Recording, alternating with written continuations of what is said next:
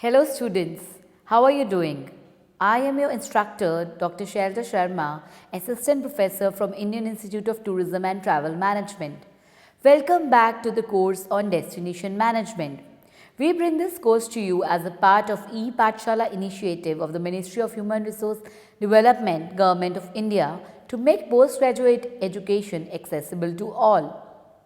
Discussion during the previous modules has led to a solid foundation in terms of understanding of the underlying concepts in deciphering the tourist behavior and the process of their making a choice. In this module, we take up another important discussion on destination life cycle. It is an idea built upon the concept of product life cycle. We will straight away begin with the 6-stage model called the tourist area life cycle. In this module, we will also discuss case studies of the development of two tourist destinations, Sitges and Kelfel.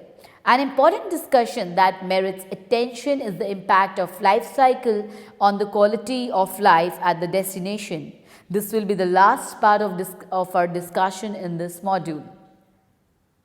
The destination life cycle concept, otherwise known as the tourist area life cycle, was proposed by Butler in paper published in the Canadian Geographer in 1980. In the paper, titled The Concept of a Tourist Area Life Cycle of Evolution, Implications for Management of Resources, Butler explained the tourist area's dynamism to mean its capacity to change with time. This change, he reasoned, is the consequence of a diverse number of factors, including changes in the natural and cultural allure responsible for the initial fame of a tourist area, the degrading and probable substitution of on-site facilities and changes in the needs and preferences of visitors. In some instances, the site of an attraction, while it remains unchanged, may be committed to different uses or be seen as less interesting in relation to other destinations and sites. Butler likened the life cycle of a tourist destination to that of a product. The sales of a newly manufactured product moves slowly initially, attains a rapid growth rate, peaks, stabilizes, and then starts an eventual decline.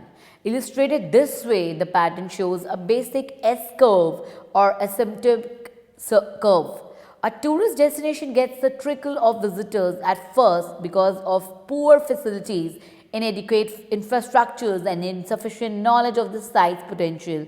With more facilities constructed and with the heightened awareness, the number of visitors will increase. As more information is disseminated and as even more facilities are constructed, the tourist area's popularity will shoot up rapidly. An eventual decline in the number of visitors is, however, expected as the carrying capacity limit of the destination is reached. The carrying capacity limit may be understood in terms of physical facilities like accommodation, environmental components like the quality of air and water, or social features, example the attitude and behavior of locals in the destination, with mounting use which translates to increasing pressure on the facilities at a tourist destination. The allure of the destination fades in comparison to other areas and the number of visitors will eventually drop.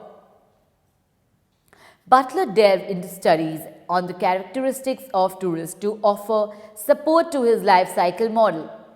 These studies showed the attributes of tourists that visit an area at each stage of its evolution. He referred Cohen, who classified tourists as institutionalized, non-institutionalized, drifters, explorers, and individual mass tourists. Butler also examined Plogg's description of tourists and travelers as allocentrics, mid-centrics, and psychocentric. Plogg explained that allocentric tourists are usually the first visitors to a new destination. They are adventurous and typically do not like to revisit the same area.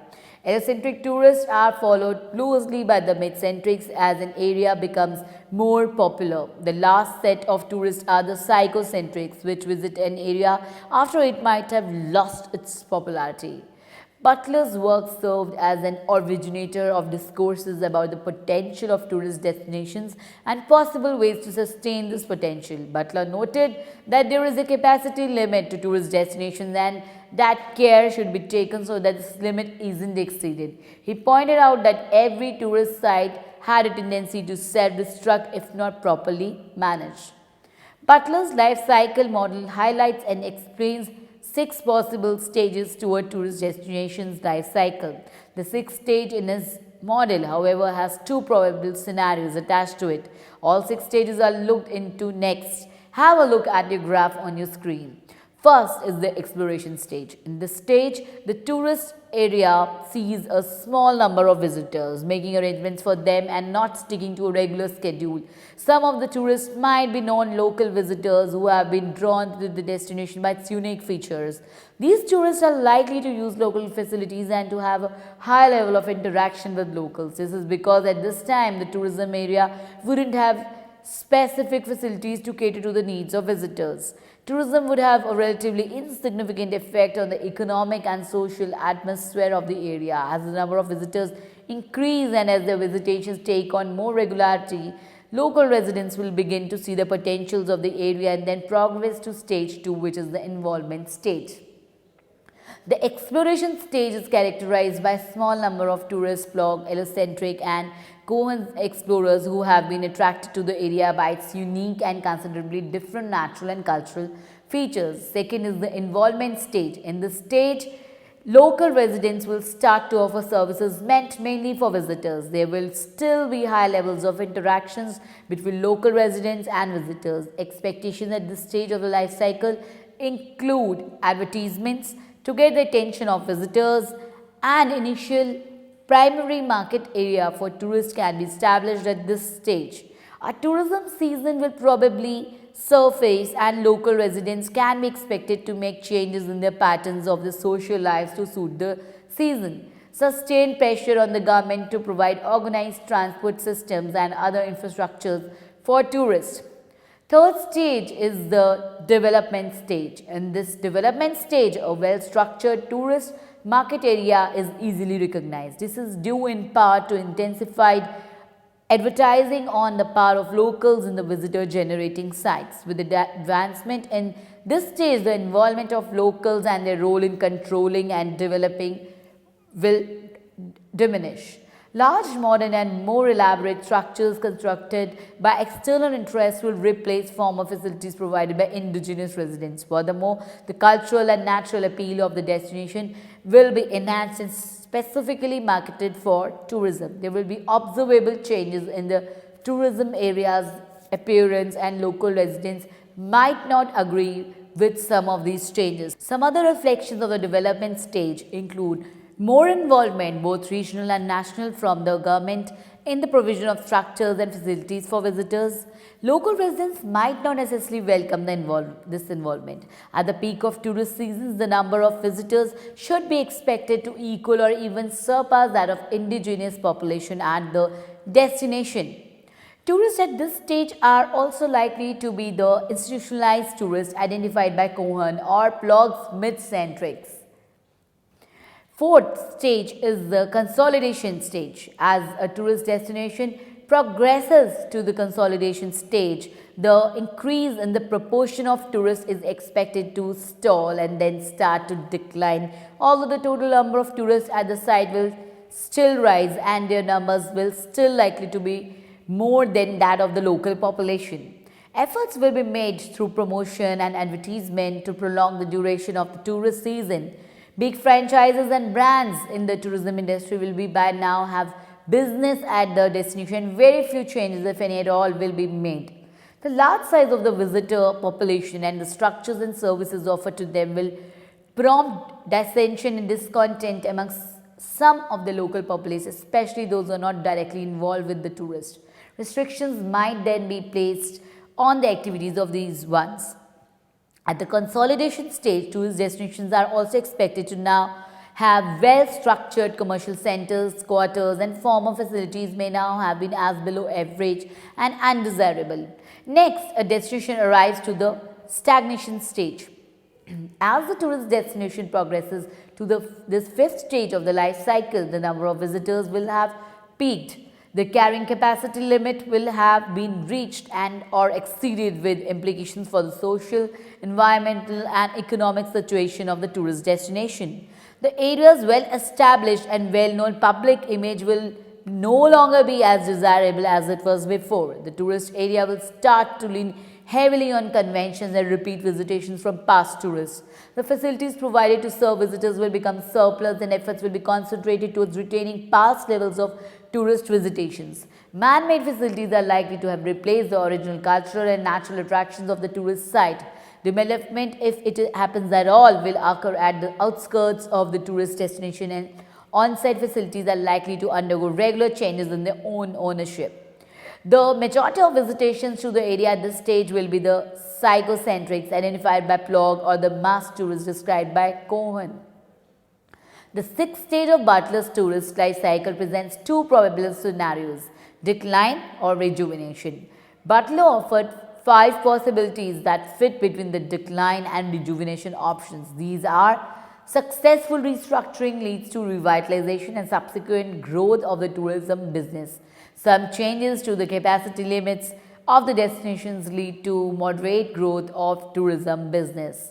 Stabilization is achieved by cutting the tourist area's capacity levels. Sustained overuse of facilities leads to eventual decline in the attraction of the tourist area. Catastrophic phenomena like war or disease cause the tourism business to fold up completely. In the decline stage scenario, the tourist destination's popularity reduces and it is unable to compete with newer attractions and destinations. The tourist area will have lost its allure to visitors and will only be used for day and weekend visits if it has large enough facilities. The maintenance fee of properties will be high as less and less visitors use them. As the tourist area moves away from tourism, tourist facilities might eventually be superseded by structures not related to the tourism. At the decline stage, more local involvement in the tourism is expected. Locals are able to buy tourist facilities and give away prices as the tourism business falters. Hotels and other resort facilities may be transformed to retirement homes and apartment buildings. Since these structures are fitted with adequate facilities, they become appealing as places of permanent residence, especially for the elderly. A tourism destination in decline might eventually lose its tourism label completely. On the other hand, the rejuvenation stage is the only other alternative to decline for a tourism destination at the sixth stage. Although rejuvenation may not be achieved without a total overhaul of the past foundations upon which tourism is based, Butler suggests some ways to rejuvenate a destination. The installation of artificial attractions, adding a unique man-made feature, may boost the appeal of a tourist destination. The downside is that the feature is bound to lose its uniqueness as soon as other sites and destinations start using it. Alternatively, natural and cultural attractions at the destination that had up till now not have been explored may now be tapped. The establishment of new facilities may help revitalize the old trade. The joint effort of both the government and private sector is necessary for rejuvenation in most cases. It should be expected that even the new additions to the tourist destination will eventually lose their appeal. They may only retain their attractiveness only when they are truly unique, and even then the tastes and preferences of visitors will likely change. Let us now consider the two case studies to understand how Butler's ideas work in real time. Here's an application of the model to Sitges and Calafell, some Mediterranean holiday resorts in the coastal areas of Spain. Let us take them upon one by one. Sitges is a small town located approximately 30 kilometers south of Barcelona with a population of about 25,000 people. The town was originally occupied by Romans and they used it port in trades from the Penedès region and from other parts of the Roman Mediterranean. The arrival of Santiago Rusiñol, one of the pioneers of modernism in 1891, pushed Sitges to the forefront as a cultural site for modernists. Sitges became popular as a tourist site in 1909 when Charles During, a millionaire, transformed one of the town's streets into a palace, the Palais Miracle. Other attractions like the Tiramar Garden City and the Passage Maritime were built in 1918. A tourist information office was built in 1934, following that Sirgi's fame spread as a tourist destination.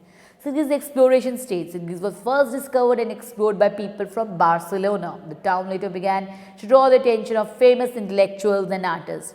To escape the congestion and pollution in Barcelona, some wealthy Catalonians constructed in their second homes in Sitges. The source of the Sitges' early wealth was from trades with Cuba and the West Indies. The Cuban influences reflected in houses built on the southern side of the Passage Maritime. Then came the Sitges involvement stage. The local residents of the Sitges responded to tourism development by building large hotels like the Calipols and the Tiramar on the coast. Some smaller hotels were also constructed. The main season for tourism had been established to run from the middle of May till the end of September. Indigenous residents of the town responded by opening up restaurants, cafes, shops and bars to attend to the needs of tourists during the tourism season. Sitges moved to the development and consolidation stages. Sitges now ranks a major tourism destination. It boasts of some 36 hotels and 12 pensions with a tally of 2540 rooms. The town is also popular with the homosexual community, many of whom vacation there during summer. The town has boomed, and this is observed in the number of highbrow restaurants and shops located there. Sitges has over 150 clothes shops and 175 bars and restaurants. The town's proximity to Barcelona is also an added advantage. Today, most visitors to the town are independent travelers who made their arrangements through the internet rather than a travel agency. Sitges then began to stagnate. Sitges now has competition from other parts of Europe. New resorts have opened up: Turkey, Cyprus and Greece. Many of the town's early tourists now look for cheaper and more interesting alternatives. As such, Sitges saw a decline in the number of their traditional visitors. Rejuvenation was attempted for Sitges. The decline in the number of its traditional clients led Sitges to come up with newer strategies. The resort has now been restructured to be an all-year holiday destination. Its calendar now has planned programs on arts and culture running from January till December. Furthermore, Sitges is taking advantage of its proximity to Barcelona by molding itself into the best location for business conferences and seminars. Let us now have a look at the case of Calafell. Calafell is a coastal town 50 kilometers south of Barcelona with a population of about 25,000. Calafell is Catalan for small castle. The town derives its name from a castle on an inland hill. The residents of the town were mostly farmers and fishermen in the beginning. In 1880, Calafell's economic fortune was turned around by the arrival of a railway system from Barcelona. The town became more accessible in 1947 with the construction of the Quadra de Segor Garden City. Wealthy Catalonians had at this point started to build their second homes close to railway stations. The tourism industry started to develop fully in Calafell in the 1960s, particularly along the beach area where a lot of buildings and houses were built. Today, the southern part of Calafell, which was a former fishing village, has been transformed into a tourist area. The northern and eastern parts are also home to some historic attractions like the castle, the old church and Segur de Calafell, a former garden city. In the exploration stage, like Sitges, Calafell took advantage of the railway line from Barcelona, but its tourism industry didn't bloom until the 1970s. At this time, hotels and apartment buildings were constructed along the long stretch of Calafell's beach. Calafell then got into involvement stage. Promenades were constructed and some apartments were built at the seafront. Developers built hotels that drew people from Madrid and northern Spain, especially during the summer season. The residents of Calafell responded to their town's new tourism destination label by opening up businesses to offer services to visitors and tourists from these places. Then arrived Calafell's development and consolidation stages. In the 1970s and 1980s, Calafell's main attraction in its 5-kilometer long beach resort became fully busy during the peak of tourism seasons. Calafell did not, however, attract tour operators the way Sitges, another Mediterranean resort, did. The town's range of hotels is also not as expensive as Sitges. Calafell then slid into the stagnation stage. The pressure brought on by the boom of tourism industry in 1970s and 1980 led to the ruin of virtuality all the original seafront and the beach that Califell had. The fishing cottages built from the time when the town was predominantly a fishing town were replaced by several six-story apartment buildings facing the sea. As such, the resort lost its allure, and with competition from other tourist destinations in Europe, Califell started on a decline. The number of hotel rooms in the town decreased from 1590 in 1996 to 1402 in 2006. Now, high proportion of Califell's immigrants population is from North Africa. Califell's, in comparison to Sitges, has attracted many tourists. Califell's attempted rejuvenation, like the Sitges resort, the decrease in Califell's traditional client base has prompted the town to try to come up with new strategies to take advantage of its tourism potential. The resort has also been redeveloped as an all-year vacation destination. Some environmental improvements are also ongoing to give the town a facelift. Califell has increased awareness about its family-oriented nature. In light of this, the resort has several accommodation, food and activity operations for families. Califell also has a children's club which runs in the summer season. There are also tourist trains in the resort. So, students, it is interesting to note that a destination's life cycle has a lasting impact on the host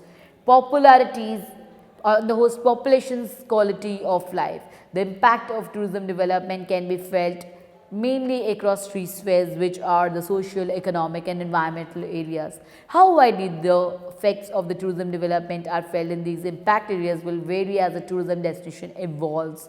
Here are some explanations on the three main impact areas of tourism development. One, the socio-cultural impact. Tourism expansion reflects on the social as well as cultural attributes of indigenous residents in an area.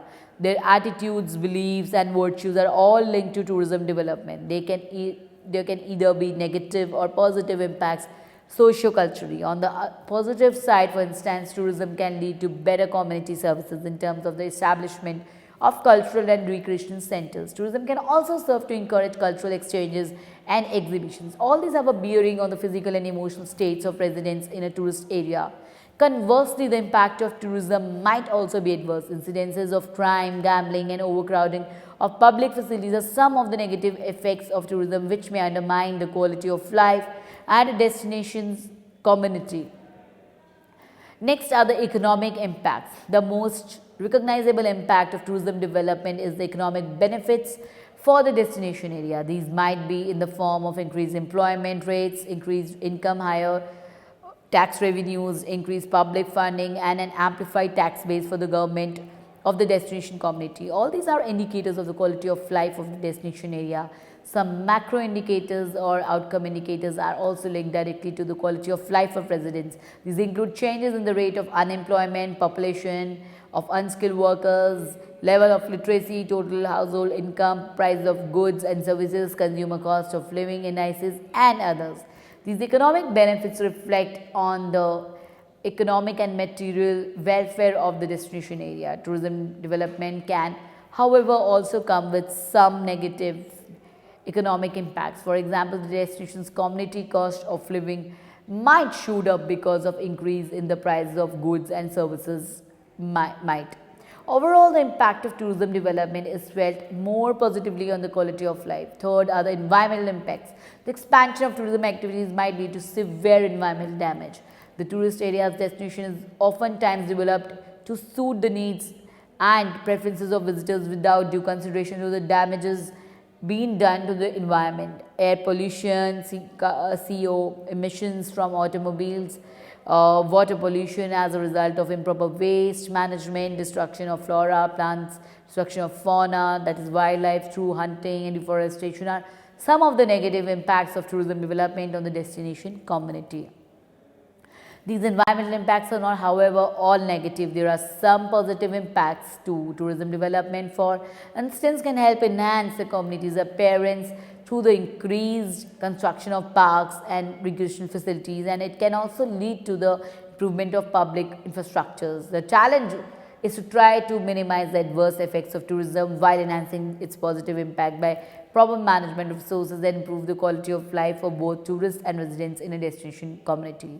So students, by now you must have realized that how important is the concept of destination life cycle.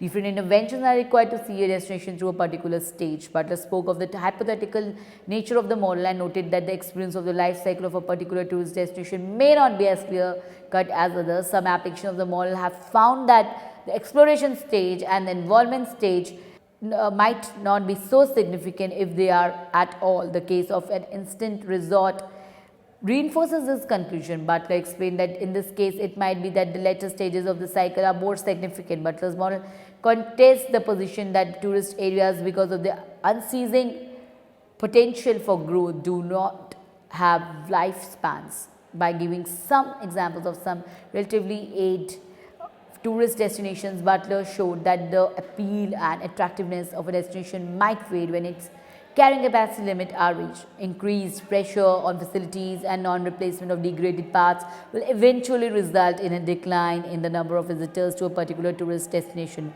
Butler concluded by saying that unless more effort is put into understanding how tourist areas work and change, destinations now labeled as interesting areas for tourism might eventually become relics over time. So we will keep coming back to the concept of a destination life cycle in this course. For now, thank you. In this next session, we will talk about destination visioning.